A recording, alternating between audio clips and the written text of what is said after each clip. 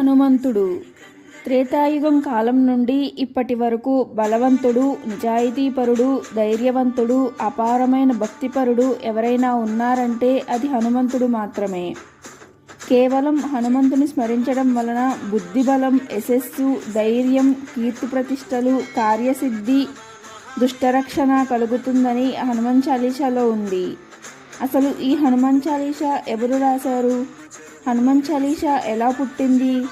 దాన్ని చదవడం వల్ల హనుమంతుని రక్ష మనకు ఎలా లభిస్తుంది అనే విషయాన్ని ఈ వీడియోలో మనం తెలుసుకుందాం.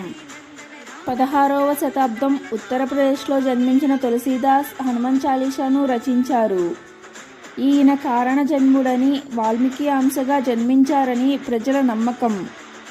ఈయన రాసిన ఎన్నో పుస్తకాలలో రామచరితమానస్ ప్రపంచం నలుమూలలా రామభక్తులను పరవశింపజేసింది. తులసి